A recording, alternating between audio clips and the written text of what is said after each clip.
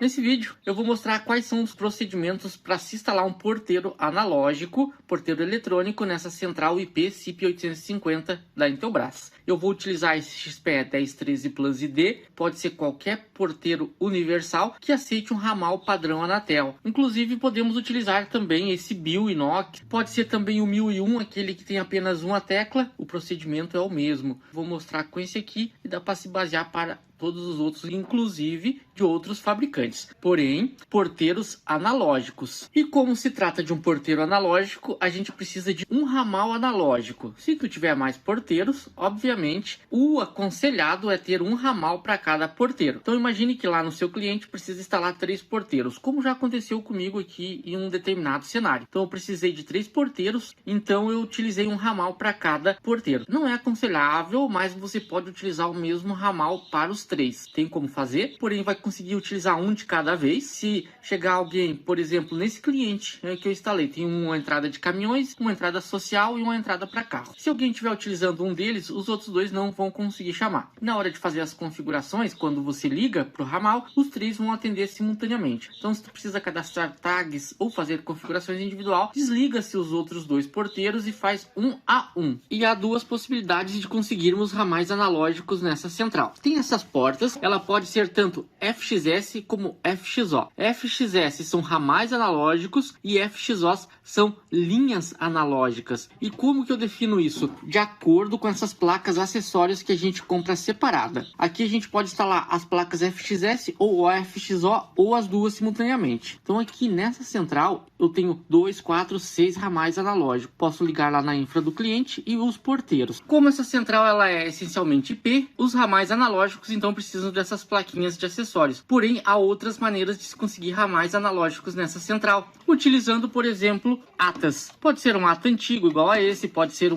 igual a esse da Intelbras, pode ser um ATA mais moderno, qualquer ATA aí para FXS é compatível. Nesse caso aqui eu consigo 2 ramais analógicos com esse ATA, porém tem que saber que vai perder 2 posições de ramais IPs na central. Então imagine que a central para 50 ramais IPs e essa quantidade de analógicos, né? Mas imagine que eles estão sendo todos utilizados lá pelo cliente, então a capacidade de IP está livre ou está utilizando lá, por exemplo, 20 terminais IPs, a gente consegue com certeza aqui, só com um ATA desse a gente já consegue 2 ramais analógicos, o que facilita muito a vida, porque imagine assim, os porteiros vão ficar bem distante de onde está a central. Logicamente a gente vai ter que passar uma infra, ou seja, um cabo de par metálico para o ramal analógico. Imagine que se tiver um ponto de energia elétrica, a gente pode pôr uma anteninha via rádio, 2 antenas, uma lá onde vai ficar o porteiro e a outra no cliente, joga o sinal de dados da própria rede, né, na LAN onde está a central, e a gente consegue lá na ponta ramal analógico. Com isso você consegue jogar uma distância bem considerável sem ter que passar aquela infra do ramal analógico, né? É uma possibilidade. Nesse meu exemplo eu vou utilizar um ramal analógico de uma posição qualquer aqui. Depois eu até posso autenticar um ATA ali para mostrar como é que faz e ligar ele no ATA. Mas nesse primeiro momento eu vou mostrar então como é que a gente faria a instalação desse porteiro. Então, primeiro, consideração importante sobre esses porteiros. Eles precisam ser alimentados na energia elétrica. E a central não fornece essa alimentação. Ela fornece apenas o ramal. Então a gente deve providenciar uma fonte de alimentação. E por convenção, a maioria deles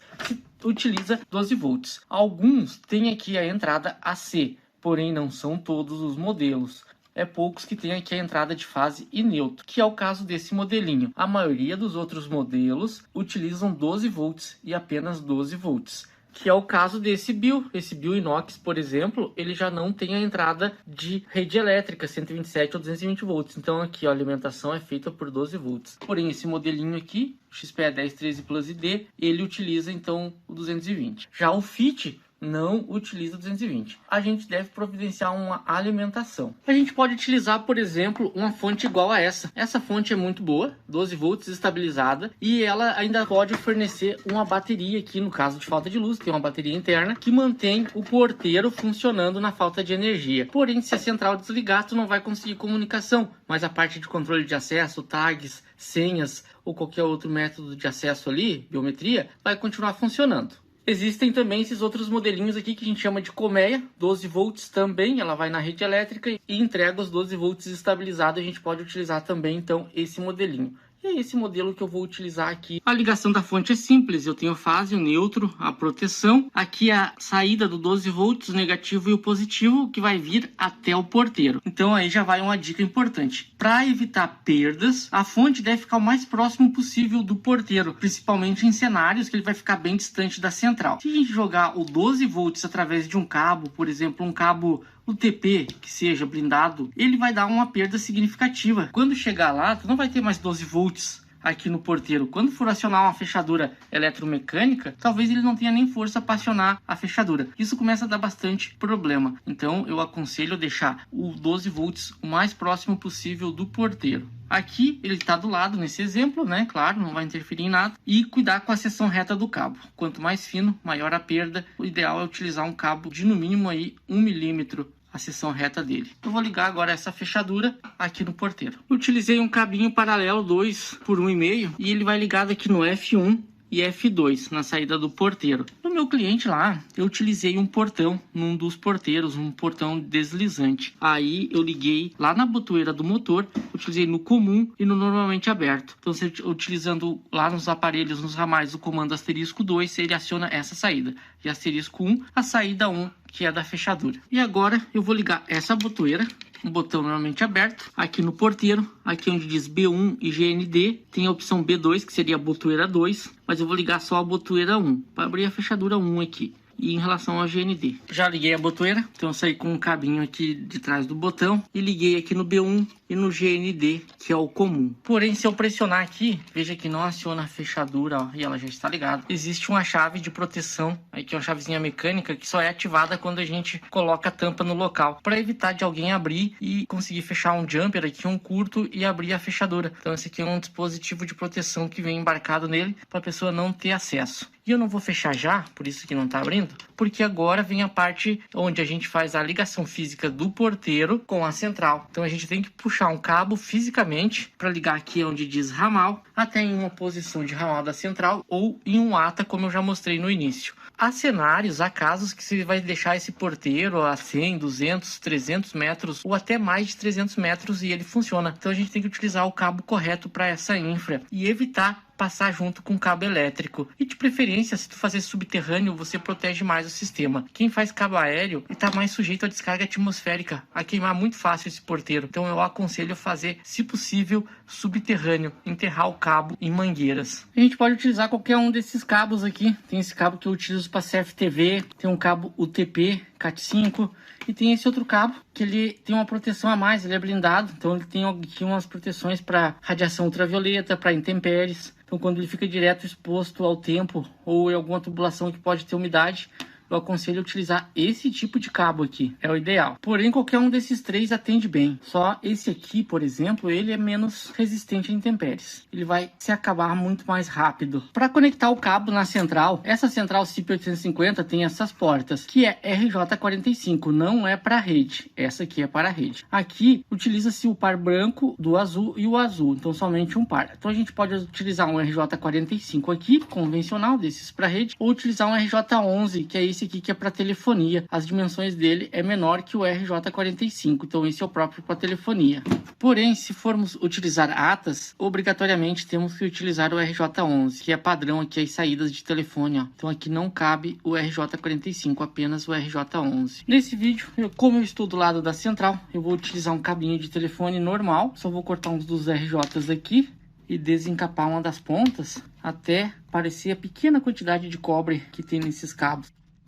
E vai ficar assim mesmo. O RJ vai na central e essa outra parte que vai no porteiro. Agora aqui na central, eu posso ligar em qualquer posição que esteja vago, que o meu cliente não esteja utilizando. Eu vou ligar aqui nessa segunda posição, porque aqui na primeira eu vou ligar um telefone, um aparelho convencional qualquer, para poder fazer os testes. E o ramal vai ligado aqui aonde diz ramal. E aqui não tem polaridade. Qualquer lado que eu ligar aqui, ele vai funcionar. Conexão feita com a central, conexão feita no porteiro. Um dos testes que eu posso fazer é digitar o número de qualquer ramal aqui. Por exemplo, 205. Ele já chamou, indicando que ele já está comunicando. Aqui não tem nada ligado, Então ele vai continuar só chamando para esse ramal. A central obviamente está energizada já, né? Ela está funcionando. Então veja que já tem comunicação. Eu só preciso saber qual é o ramal que ele está ligado para poder dar andamento nas configurações. E aqui eu já posso tampar, parafusar para fazer o teste da botoeira. Ó, já funcionou só colocando a tampa no local. Então sem a tampa, a botoeira não funciona. O ramal no qual o porteiro está ligado é o 203. Eu já cadastrei um terminal IP no ramal 212. E se eu chamar do terminal IP para o 203, já está em conversação. Alô, alô, já estou comunicando. Inclusive eu consigo abrir a fechadura. Asterisco 1. Já consigo acionar a fechadura. Então já estou em comunicação dos ramais internos com o porteiro. Se eu vier aqui no porteiro e digitar 212, por exemplo, eu já consigo comunicação. Alô?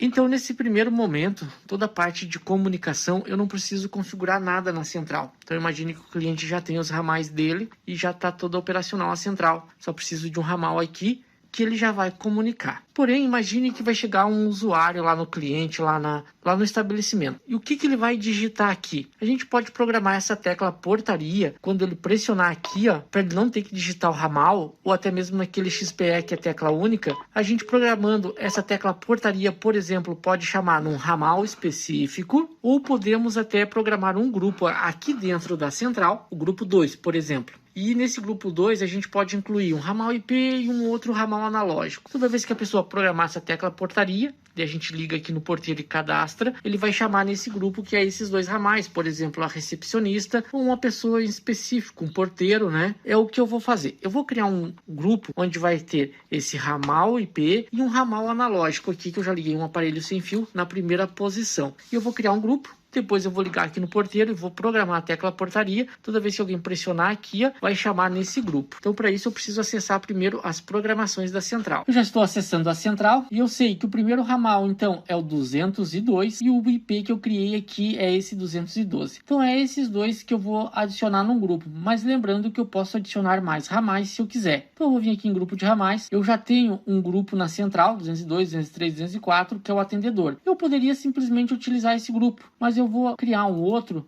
só para mostrar os passos. Um novo grupo eu vou chamar de porteiro.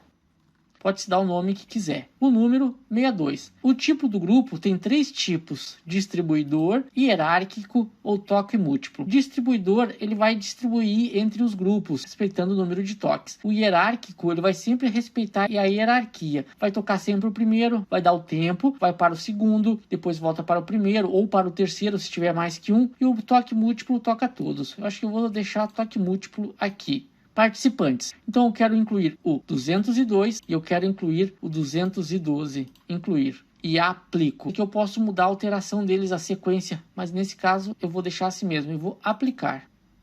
E veja que eu já tenho 2 grupos. O 61, que é o atendedor da central, das ligações externas, né? Quando alguém liga para cá. E esse aqui é o porteiro, que é o 62, que eu criei exclusivamente para esse exemplo. A princípio, aqui na central, eu só preciso fazer isso. Eu não preciso fazer mais nada. Nesse momento, eu preciso programar a tecla portaria do porteiro para quando alguém pressionar aqui, ó. Veja se eu pressionar agora.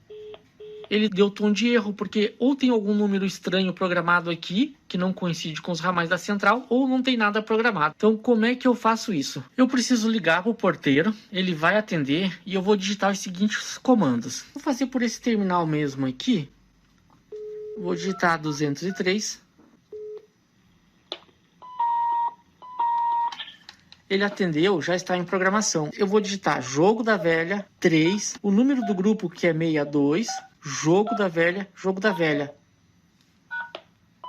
Ó, ele deu os bips confirmando a programação. Posso pôr no gancho. Já estou com os 2 ramais aqui, ó. Esse sem fio está na primeira posição e o IP. Então, se eu vier aqui e pressionar a tecla portaria, só vou pressionar a tecla portaria uma vez, aguardo, ele demora um tempo mesmo, demora alguns segundos, ó, já chamou.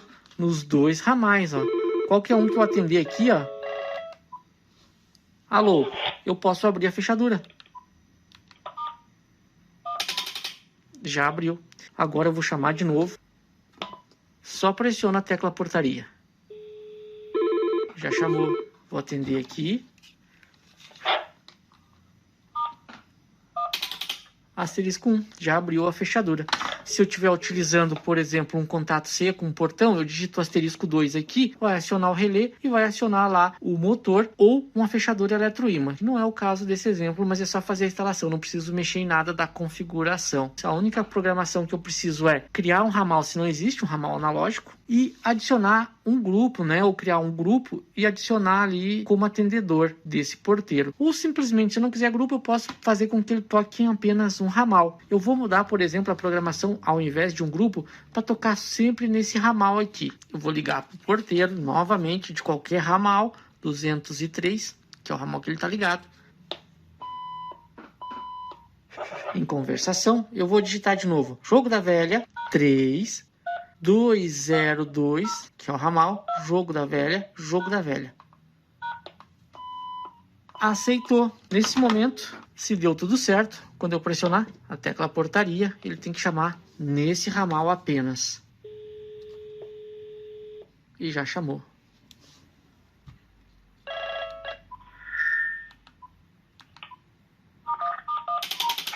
E funcionando. Então veja o tanto que é simples. Por que devemos programar isso? O usuário, você informa, digite o número tal aqui no teclado, ou simplesmente pressione a tecla portaria. Aí o próprio porteiro já resolve tudo. Por quê? Porque esse teclado tem opção de senha, então vai que alguém lá precisa de senhas, né? Por que eu falo isso? Porque existe o mesmo porteiro que tem somente uma tecla, aquele tecla única. Então aquele não vai ter só uma tecla. Essa aqui vai atrapalhar, talvez as pessoas que estão chegando lá vão ficar em dúvida. Então é bom a gente pôr um adesivinho. Pressione a tecla portaria. E a gente programa a tecla portaria para chamar aonde a gente quer. Então é bem simples. Eu vou mostrar agora como autenticar um ATA nessa central e ligar esse porteiro no ATA. Imaginemos que não tem essas plaquinhas FXS lá no cliente ou que todos os ramais analógicos estão ocupados. Então eu vou programar um ATA agora e vou ligar o porteiro no ATA. Eu vou utilizar esse ATA GKM 2210 da própria Intelbras, que é o que eu tenho aqui. Ele está ligado na mesma LAN, na mesma rede que a central. Já liguei um telefone aqui na saída 1, que é esse sem fio. E por quê? Esse ATA tem um menu de voz que a gente pode ouvir, por exemplo, qual é o IP que ele tá, para a gente poder acessar a interface dele. Então eu retiro do gancho. Sobre esse tom, eu vou digitar asterisco, asterisco, asterisco. Escolha uma opção. E a opção é o 20, jogo da velha. Modo IP estático. Tá estático. Endereço IP 192. 168. 192.115. Então ele está no IP 192.168.2.115. E se ele não estiver na mesma faixa de IP da tua rede, você pode resetar ele por essa chavezinha de reset aqui e ouvir novamente aqui o IP para você poder acessar. Então eu vou acessar a interface dele agora. E aqui é só eu digitar então 192.168.2.115. Usuário é admin. E esse é o menu dele de configuração. Então eu tenho o menu de status, a rede, eu posso alterar, né? Usuários, sistema, enfim. Usuário 1 seria o quê? O que é o usuário 1? É aqui que eu vou adicionar a conta VoIP. Mas que conta VoIP? É uma que eu vou criar aqui dentro da central. Então eu vou vir adicionar SIP. Nome do ramal. Eu vou só fazer 213 para ficar tudo mais fácil. 213, 213. E aqui eu não vou mexer em nada. Ele tem acesso aos IPs ou não. Ou ele não precisa ter acesso às linhas, né? As rotas para fazer ligação. Aí depende do cenário. Eu tenho que criar uma senha SIP. Essa senha eu vou pôr assim, ó, o A maiúsculo, que ele pede no mínimo 6 dígitos, com pelo menos uma letra maiúscula e uma minúscula. Então vai ser A, vai ser 1, 2, 3, 4... A minúsculo, vamos ver se ele aceita, senha média, ok. Aqui eu não altero nada e vou vir em aplicar. Já criei e veja que está aqui, ó, 213 SIP não registrado. Eu preciso vir no ATA agora, aqui que eu vou jogar aqueles dados da central. Servidor SIP primário. Qual é o endereço? É o endereço da minha central na rede, 192.168.2.190. Esse é o IP da minha central aqui. Essa porta eu mudei para 9007. O nome de domínio vai ser 213. Enviar registro e requisição, sim. Aqui eu não vou pôr nada por enquanto. Número de telefone, 213. Identificador de chamadas, 213. Portas, 9007, nome de usuário 213, agora a senha A maiúsculo 1234 A minúsculo. E eu não vou mexer em mais nada disso aqui, eu vou dar só um salvar. Dado e salvo com sucesso. Não vou mexer em mais nada por enquanto. Eu vou vir aqui em reiniciar ela agora e aguardar ele reinicializar. Depois de algum tempo, eu posso vir aqui em status, usuário 1 registrado no servidor primário. Se eu vier aqui na central, e já está registrado com o número 213. Está o sem fio ligado aqui no ATA ainda. Se eu vier nesse outro terminal IP e digitar então 213, vai ter que chamar isso aqui como se fosse um ramal normal. Ó, já tocou aqui, ó. Alô? Então já está funcionando. Lembrando que nesse caso, aí eu vou utilizar uma conversão de um ramal IP para analógico. Então eu perdo um IP. Se o usuário estiver utilizando os 50 ramais IPs, não tem como fazer isso. Obrigatoriamente tem que ser analógico. Agora, o que eu faço? Eu vou tirar aqui, ó. O porteiro está ligado na central. Então eu tiro da central e simplesmente eu ligo ele aqui no ATA, na saída 1. E vou voltar o sem fio aqui para a primeira posição. Por quê? Porque eu programei o porteiro para chamar no sem fio na primeira posição. Antes ele estava ligado aqui na segunda. Agora quem está fornecendo o ramal pro porteiro é o ATA. Porém, a parte de atendedor aqui nesse caso não muda em nada. Ele tem que continuar a mesma coisa. Chamei na portaria. Ó, já está chamando. Agora vamos ver se ele vai abrir. Alô. Asterisco 1.